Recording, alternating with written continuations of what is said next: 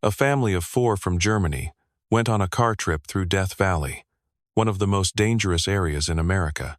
The heat was more than 115 degrees, and the desert went on forever, empty and deadly. They vanished without a trace. No one came to save them. No clues were found, just a locked car, and total quiet for 13 years. Not a single piece of proof showed up until 2 people hiking got lost from the main trail and found something that would explain it all. This isn't just another tale about people who went missing. This is about the Death Valley Germans, a family whose dream vacation became a nightmare that confused police for over 10 years and proved how scary one bad choice can be. On July 27, 1996, a green Plymouth van was supposed to be returned to a car rental company in Los Angeles.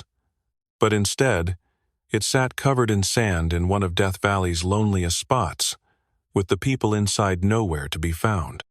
What happened to Egbert Rimkus, his girlfriend Cornelia Meyer, and their 2 young kids is still one of America's most scary disappearances.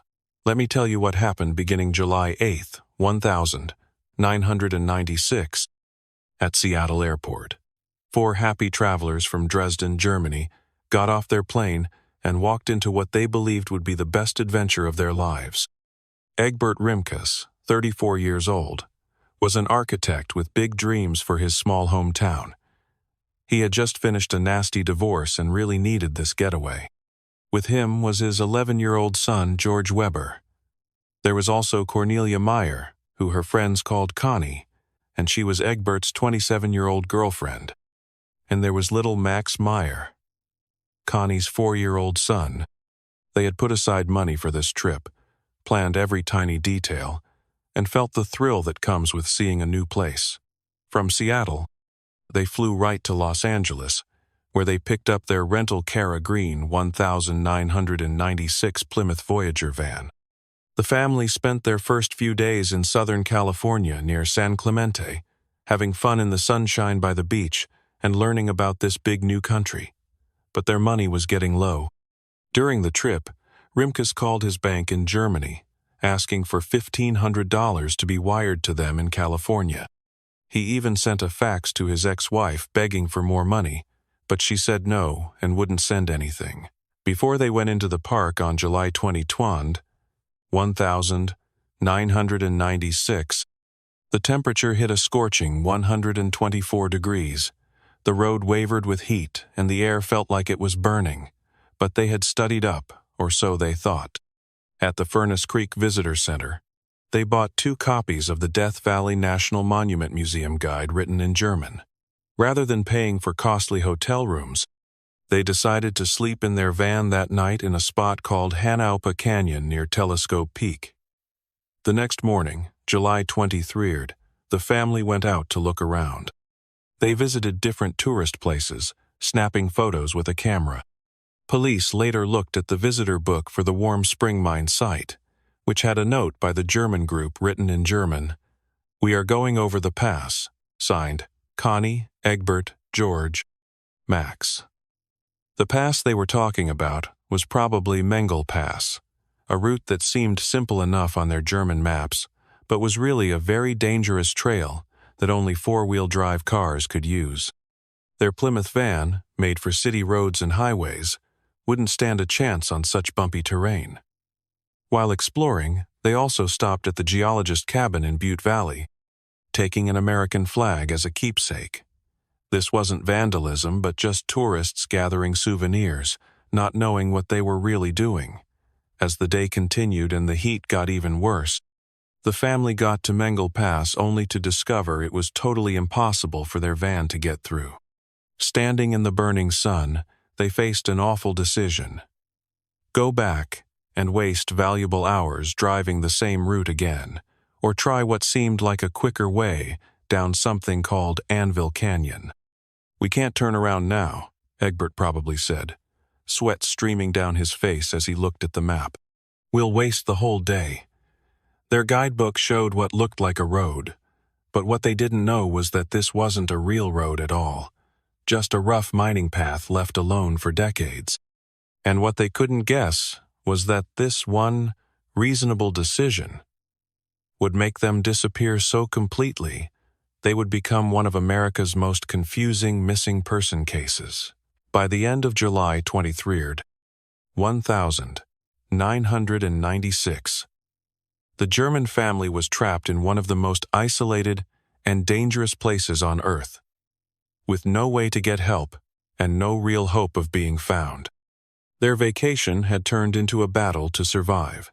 The family had plane tickets from Los Angeles back to Germany on July 27, 1996, but there was no evidence that they boarded the plane or left the United States. Rimkus's ex-wife, Heiko Weber, became worried when her ex-husband and son didn't return home from their vacation, and she began asking questions about their whereabouts. "Where are they?" she kept asking German officials. Something is wrong. German officials reached out to their American counterparts, but with no crime scene, no witnesses, and no clear jurisdiction to handle the case, it slipped through the cracks. October 21st, 1996, almost 3 months after the German family vanished, Death Valley National Park Ranger Dave Briner was doing regular patrol from a helicopter, searching for illegal drug operations. In Anvil Canyon, about 2.4 miles down from Willow Spring, sat a vehicle that shouldn't be there. When the helicopter touched down, Briner walked carefully toward the vehicle. The 1996 Plymouth Voyager with California license plates was locked up tight. 3 of its tires were totally flat, and the sand around it showed clear proof that someone had tried desperately to drive it free. The axles were stuck deep in sand, and it was clear the van had been there for a long time. But where were the people? When police ran the license plates, the van had been reported stolen and belonged to Dollar Car Rental, rented to 4 German tourists on July 8th. What investigators discovered inside the van told the story of a family vacation that had gone horribly wrong. The van contained everything you'd expect from tourists: suitcases, clothes, children's toys, camera equipment, and several rolls of film. There were bottles of beer and whiskey, sleeping bags, and camping supplies. Most importantly, there was one of the German guidebooks purchased at the Furnace Creek Visitor Center. The American flag taken from the geologist cabin in Butte Valley proved they had been to that remote location. Food containers and signs of human waste near the van suggested they had stayed at least one night at this place. The biggest search and rescue mission in Death Valley's history began right away. About 250 people joined the search, including multiple rescue teams, horses, and helicopters. They looked for 4 days across the brutal desert landscape. On the first day, searchers discovered a Budweiser beer bottle about 1.7 miles east of the van, half covered in sand next to a small bush. Next to the bottle, someone had smoothed out a place in the dirt proof that someone had sat there for a while.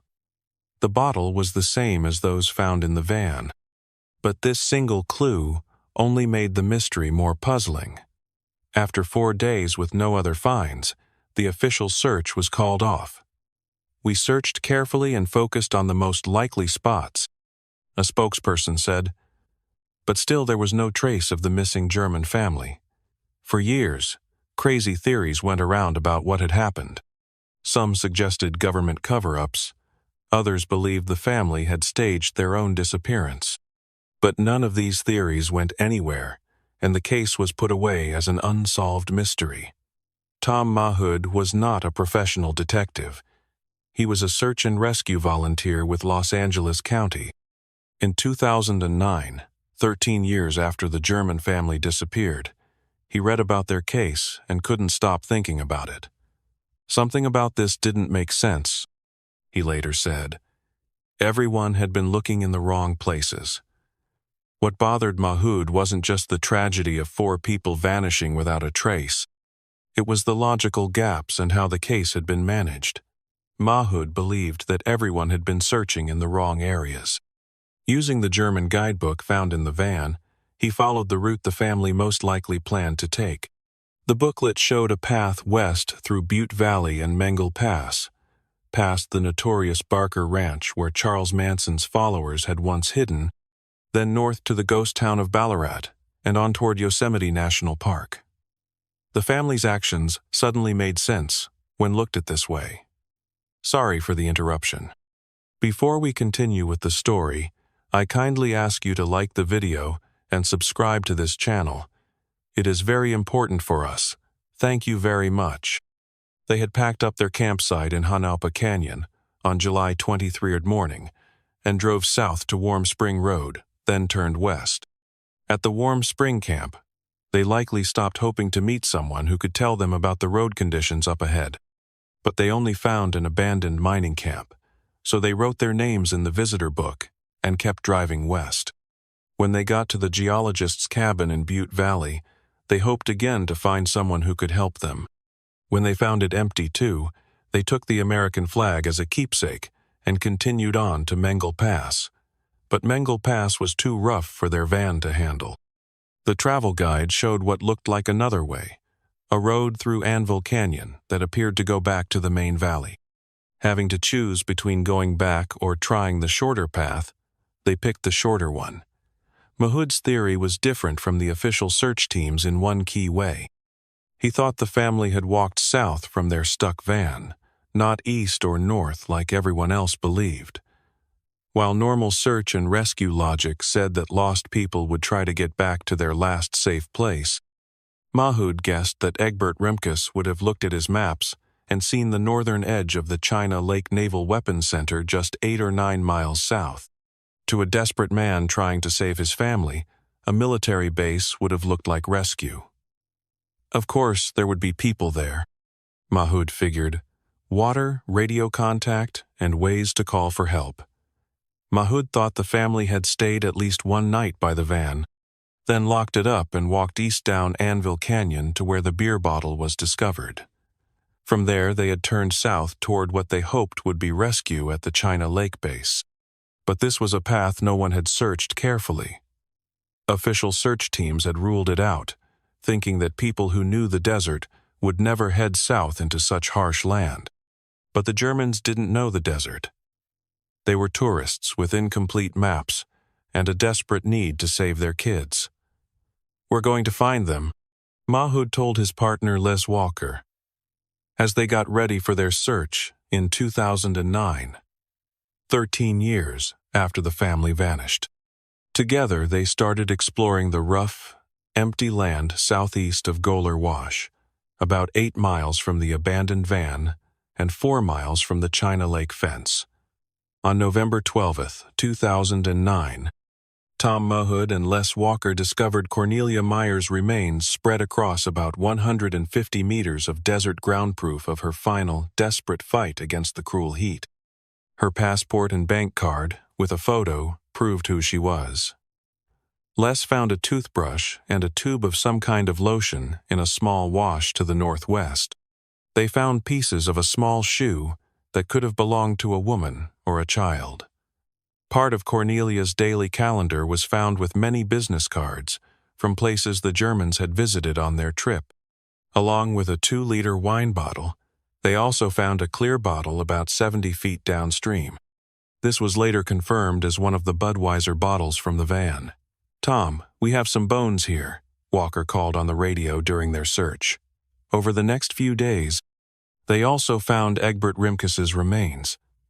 The spot was exactly where Mahood's theory had said it would be, in land so rough and isolated that it's no surprise earlier searches had missed it. The family had indeed walked south from their stuck van, hiking through the blazing desert toward what they thought would be safety at the China Lake military base. But when they finally reached the hills looking down at the base, there was no safety, waiting only an empty bombing range stretching forever under the brutal sun. They had died, thinking rescue was just over the next hill, never knowing they were walking deeper into one of America's most empty wastelands. The discovery ended 13 years of wondering and wild theories. There had been no government secrets, no fake disappearance, and no complex lies. 4 people had simply made a series of reasonable choices that led them into a deadly trap they couldn't escape. Later, searches found more remains, though there wasn't enough DNA proof to confirm they belonged to the 2 children. But the mystery of what happened to the Death Valley Germans had finally been answered. The story of the Death Valley Germans is really a tragedy of good intentions and wrong information. A family who should have lived long, happy lives instead became victims of situations they couldn't have predicted and dangers they couldn't have known about. Egbert Rimkus was trying to show his son and his girlfriend's child the amazing places in the Soar, America. Cornelia Meyer was enjoying adventure with a man she loved. 11-year-old George was seeing the world beyond his small German town. 4-year-old Max was just going along, trusting the grown-ups to keep him safe. When their vacation turned into a nightmare, they made choices that seemed smart at the time. They tried to find another way when their first choice didn't work. They tried to reach what they thought was safety when their car got stuck. They walked toward what looked on their maps like a place where help could be found. Each choice made sense by itself. Together, they led to tragedy. But the real heroes of this story are Tom Mahood and Les Walker, who wouldn't give up. Their hard work brought peace to families who had waited more than 10 years for answers. The mystery that had troubled the German families in Dresden for 13 years was finally solved. "We had to do this ourselves," Mahood said later. "The official search teams had quit, but we couldn't." In just a few hours, he and Walker had done what 250 professional searchers couldn't do in years. Their success where experts had failed shows the power of never giving up and thinking differently about old cases. Back in Germany, Egbert's mother Ursula Rimkus had refused to stop hoping for 13 long years.